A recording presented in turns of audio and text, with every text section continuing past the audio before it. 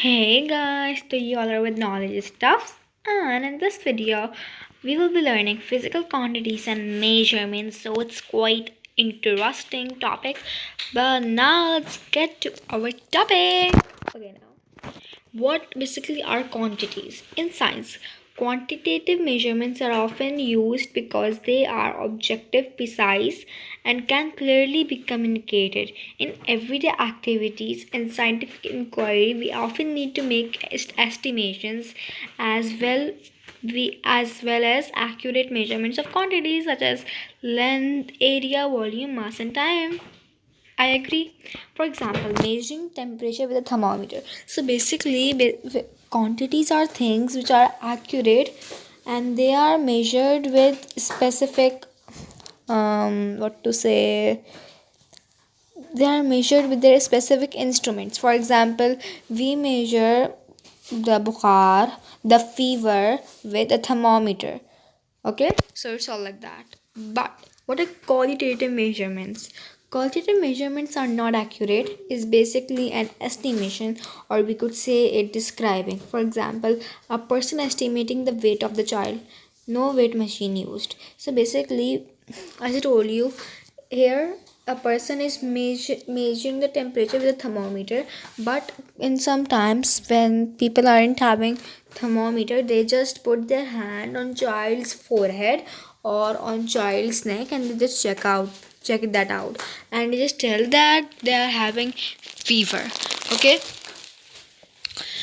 so it's all like that, they check by that, but they just not measure it.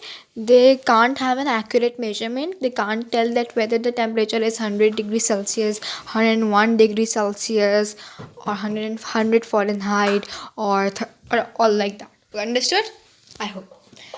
Now, as you all know, the definition of qualitative and quantitative measurements, can can you people identify them? Identify these sentences. So basically, it's a started activity for our today's lesson. Ali is a tall person. So basically, in this sentence, the I wrote that Ali is a tall person. I didn't wrote the specific height of that. So means that it's a qualitative measurement. I didn't wrote the quantity. Understood? But in the second sentence, it's written the cupboard is 12 feet tall.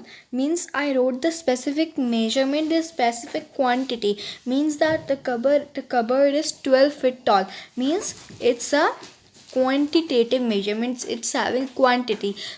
Quantitative measurements are having a quantity, a number, but qualitative measurements are not having a quantity, as basically it's an estimation, as I told you. Understood? Now, in the third sentence, it's written the grapes are sour. So it it isn't written that the grapes are like, basically it's a number isn't written. It's basically describing the grapes, that the grapes are sour. So it's a qualitative, it's a quality of the grapes, that they're sour is not sour. So the third sentence is a qualitative measurements. Now the fourth sentence, the movie starts in 2 minutes. So basically in the fourth sentence, there's a first of all there's a number 2 is written, and they are telling that in how many minutes the movie is starting. The person isn't estimating the if the person would be estimating, he would be just saying that the movie would start in some minutes. But over here, the person is saying that movie will start in 2 minutes, means that it's an accurate measurement. Understood? Now in the other sentence, it's written the laptop is let's white. So basically over here they are describing the laptop, the color of laptop, that it's of white color. So it's a qualitative measurements because they are telling its quality. And secondly, it's not having a number. First of all, the quantitative measurements would have a number, and the qualitative measurement would describe something, as I told you before. Now after that, it's written the bug is 5 centimeter long. So basically over here, again, first of all, you have to see that whether there is a number, and then secondly, it's written that the bug is how many centimeter long. The person could just easily say, if it would be written in qualitative measurement, it would be just written the bug is really short, but here the accurate measurement of the bug is given in centimeters. Understood? Now in the other sentence it's written the slug is slimy. So over here again they are describing the slug, they are describing the quality of the slug, means it's a qualitative measurement. Again, in the other sentence, it's written the mass of the beaker is 122 gram. So, first of all, you have to see the number. As I told you, so there is a number called 122 gram, and then there is a unit 2 of grams. Okay. Secondly, they are telling that they're telling the accurate mass of the beaker. They are not telling that the mass of the beaker is too too less or too less. They're telling the accurate measurement. They're telling the accurate measurement, the specific measurement of the mass, the specific measurement, the specific mass of the beaker. Sorry. Okay. Now, in the other sentence is written the milk carton is 1 liter.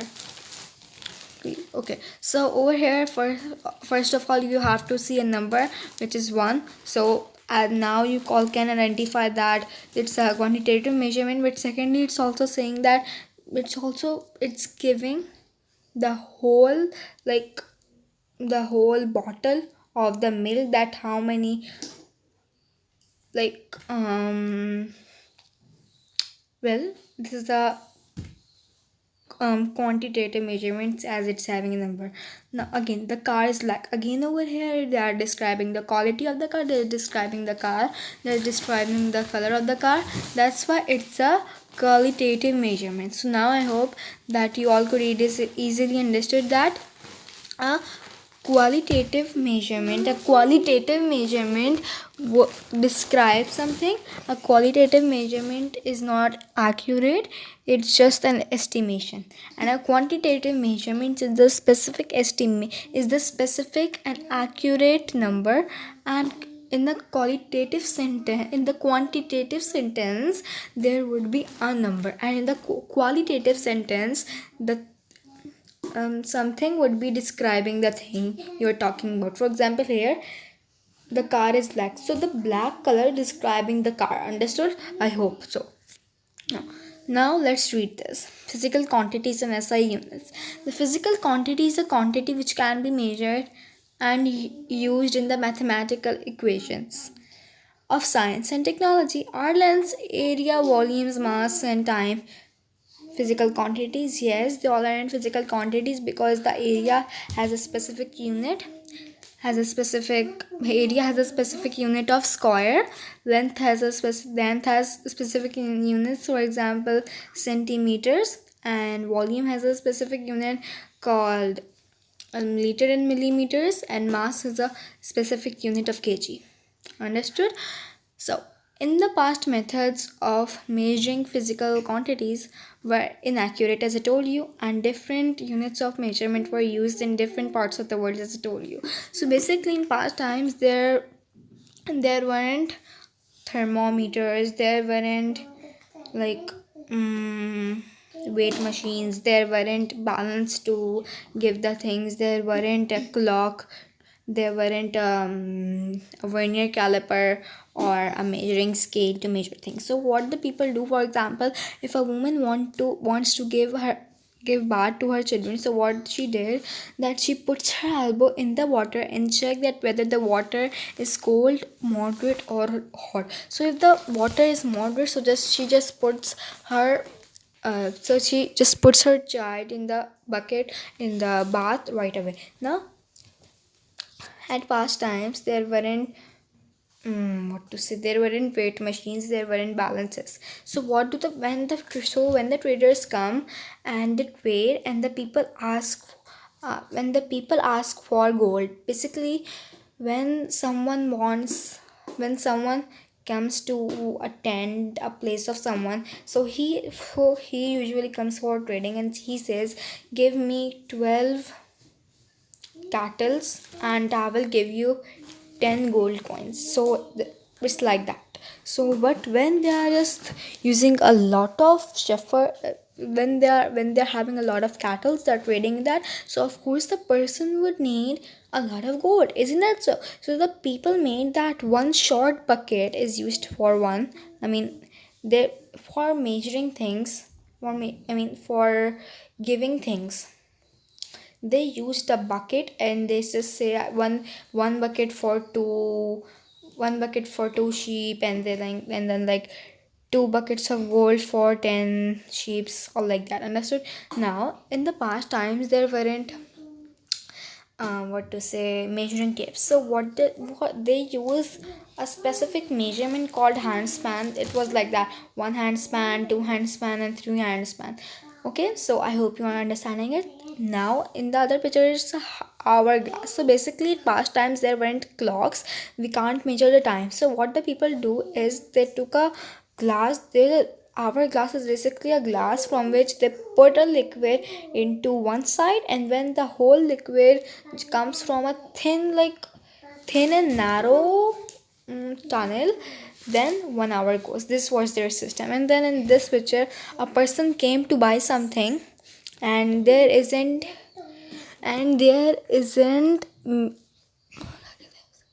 weight machine. So what the people are doing is they are just um, putting things in the balance, and they're again putting some things in the other balance. So this balance is used in here also. It's really common. Some people use that because people aren't having really facilities to buy the things, understood?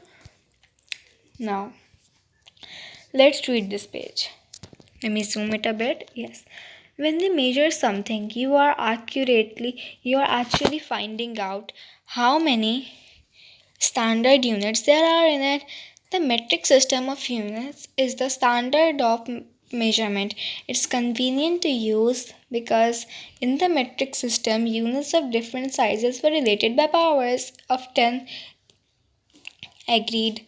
Since 1960, scientists from different parts of the world have agreed to adopt a single system of units called SI units, or International System of Units. So basically the word SI stands for System International Units in French. So this system involved from the metric system, and only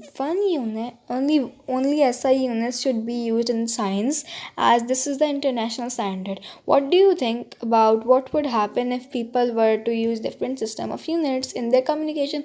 So it's really easy question. If people would be like that dumb, so it'll just say that give me 1 kilometer of cauliflower, okay, and then just say that they would measure a pencil into kilometers, they would measure the road into centimeters. This would be if this would be if there won't be any SI units or rules.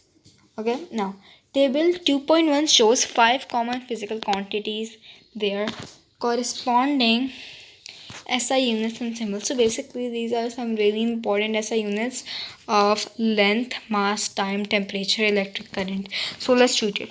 So length, the SI unit for length is meter, and then the symbol for this unit is M. Okay, M. Now for mass, the SI unit is kilograms, and the symbol for it is kg. For time, the SI unit is seconds, and symbol for it is S. Temperature, the SI unit for it is Kelvin, and the symbol for it is capital K. Electric current, the SI unit for it is ampere, and the symbol for this unit is A, capital A. So you have to memorize these things because these things usually come in your exams, and the symbols which are from capital A and capital A, capital K and capital A, you have to memorize them because these things comes in exams, as I told you. Now the name of unit starts with a lowercase letter, even the symbol uses uppercase. For example, the SI unit for force is Newton. This is also really important. So basically the SI unit for force is Newton, and the symbol for it is capital N. Okay, capital N. Okay, now another page. Let's read it. Let me zoom. Prefixes are used with SI units to change them by factors of 10 into smaller or bigger units. For example, the prefix kilo means a factor of 1000, and 2 kilometers means 2000 meters. The prefix milli means a factor of 1000, and 8 milligrams means 8 thousandths of a gram. So this table is really important, but it is really tricky also to memorize them, so you have to let me read it for you. So for the symbol of Terra is I can't read these words are quite big, so you could just read them on your own. Okay, now let's learn some conversion. 1 meter is equal to 100 centimeters. 1 kg is equal to 1000 grams. 1 kilogram is equal to 1000 meters. 1 centimeter is equal to 10 millimeter. And 1 liter means 1000 meter. Okay, so guys, I want to tell you, I didn't wrote one thing over here. I want to add it here that there is there is also milligram, which this and the SI unit for milligram is mg basically. So okay, I want to mention this. So now we will be doing some conversions. Let's move to them. Next page. So here, convert the following readings to the units indicated. Okay, now let's. Okay, now the for A1 is 0.05 meter is equal to dash centimeter. So it's really easy. We just have to move the decimal. Okay, we just have to move the decimal 2 places forwards. Means we have to, like, when we'll move one place, so it would be 0.5, and then when we'll move to one place, it would be 5 meter. Sorry, it would be 5 centimeters. So answer would be 5. Now in the B1, it's 50 gram is equal to dash kg. Okay, so it's quite easy. It's not that tricky. So of course it would be 0.050 because 1 gram is equal to 1000. Sorry, 1 gram is equal to 1000. No, I'm so sorry. 1 yes. So in the B1, the answer would be 0.050 because we will move the decimal. We will move the decimal backward. Okay. So I hope it's being easy for you. Okay.